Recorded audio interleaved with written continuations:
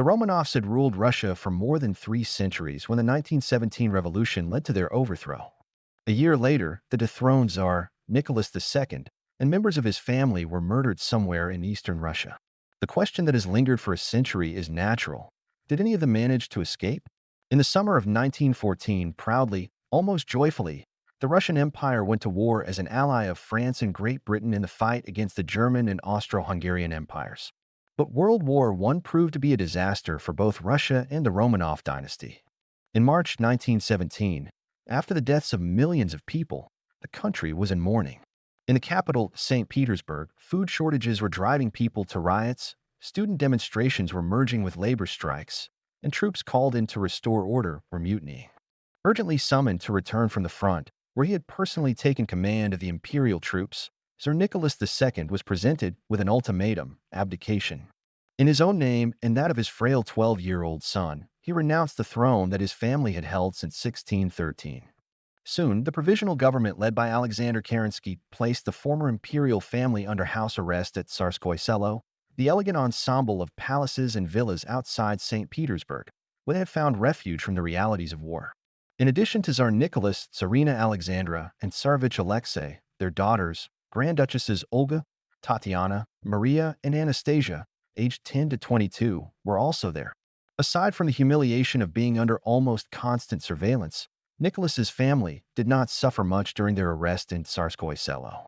Freed from the burden of power, the former Tsar now chopped wood, planted vegetables, took his children for boat rides or in the park, and spent his evenings reading to his family. An inept and out-of-date ruler, Nicholas Romanov, as he was now called, had always been a devoted family man.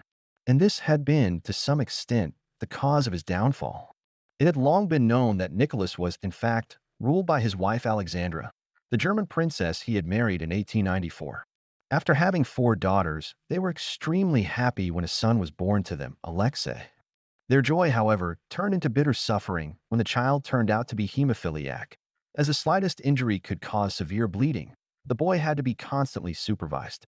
After 1907, Alexandra and her husband fell prey to the influence of the sinister and depraved monk Rasputin, whom they credited with miraculous cures of the innumerable illnesses from which Alexei suffered. But on December 31, 1916, exasperated Russian nobles assassinated Rasputin, a blow that the imperial family felt as deeply as the forced abdication that would follow nearly 3 months later. By the summer of 1917, Kerensky was concerned, on the one hand, about the machinations of his leftist rivals, the Bolsheviks, who wanted to eliminate the former Tsar, and on the other hand, about the still devout monarchist who wanted to save Nicholas and restore him to the throne. It was decided to send the imperial prisoners to safety in Tobolsk, an isolated Siberian city more than 800 miles to the east, beyond the Ural Mountains. On August 14th, Nicholas, his wife and 5 children, accompanied by 40 servants, set off from Tsarskoye Selo on a 6-day journey by heavily guarded train. 2 days earlier, the arrested family had celebrated Alexei's 13th birthday. Among the many problems that preoccupied the new leader, Vladimir Ilyich Lenin, was the fate of the former Tsar who was now his prisoner. In April 1918, Lenin ordered the family to be moved to Ekaterinburg. The local Bolsheviks had requisitioned a solid 2-story building for Nicholas and his family, which they christened the Ominous House for special use. On the night of July 16 to 17, 1918, after midnight, Yurovsky, the former royal family's guard, woke the entire family, ordering the condemned to dress and go downstairs to one of the rooms on the ground floor.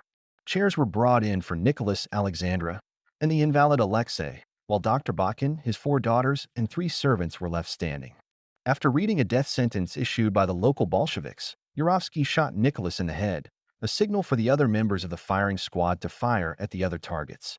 Those who did not die on the spot were quickly liquidated by bayonet blows. The bodies were thrown into a truck and taken to an abandoned mine outside the city.